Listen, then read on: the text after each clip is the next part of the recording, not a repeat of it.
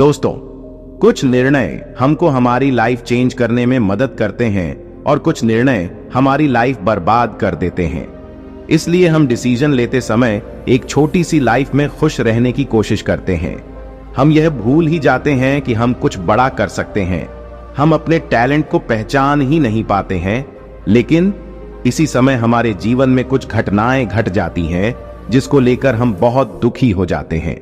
तो चलिए बुद्ध कहानी से जानते हैं कि अपनी क्षमता को कैसे पहचानें। तो जल्दी से एक कप चाय ले, आराम से बैठें और इस बुद्ध कहानी में लीन हो जाए। एक बार की बात है, बुद्ध और उनका शिष्य जंगल के रास्ते से कहीं जा रहे थे। तो रास्ते में चलते चलते शाम होने लगी और उनको बहुत तेज प्यास भी लगी।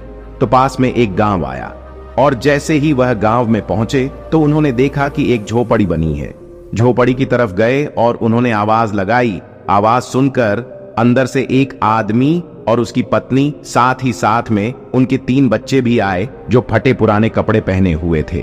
बुद्ध ये सब दृश्य देख रहे थे कि उनके पास इतना बड़ा खेत है और इन्होंने इसमें कुछ भी फसल नहीं लगाई हुई है।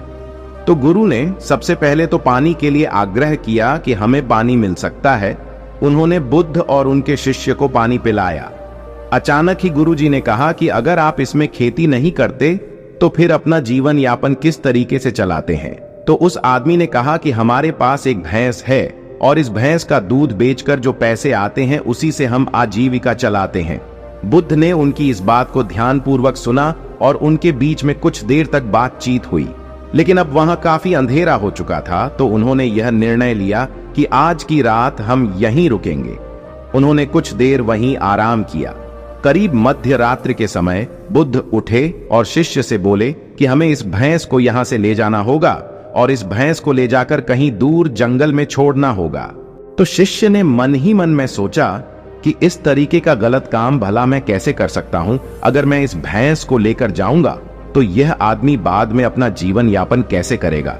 लेकिन गुरु जी का आदेश था तो उसको यह करना ही पड़ा। वह अपने गुरु के साथ गया और आधी रात को गुरु और शिष्य किसी को बिना बताए गांव से निकल गए और भैंस भी अपने साथ ले आए।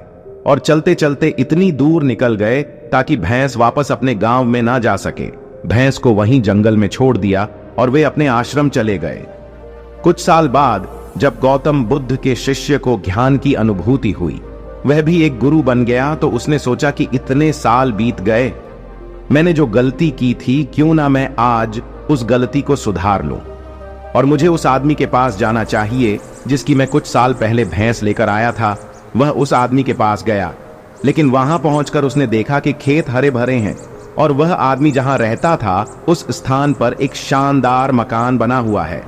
उसने सोचा कि शायद ऐसा हो सकता है कि वह आदमी अपना घर बार बेचकर, अपनी जमीन बेचकर शहर में चला गया हो। लेकिन तभी अचानक वह आदमी आया और उस गुरु को प्रणाम किया कि मैंने आपको पहचान लिया है। बहुत साल पहले आप और आपके गुरु साथ आए थे, लेकिन उस रात को अचानक हमारी भैंस कहीं चली गई। हमने उसको बहुत खोजा, लेकिन हमको भैंस का कोई पता नहीं चला। अब हम कुछ दिन तक बहुत परेशान हुए कि अब हमारा घर कैसे चलेगा।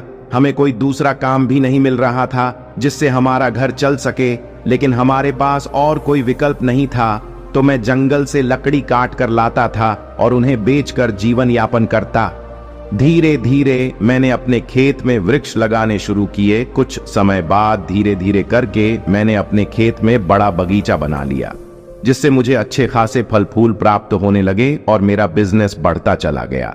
यह आप जो मकान देख रहे हैं, यह मेरी 10 सालों की मेहनत का नतीजा है।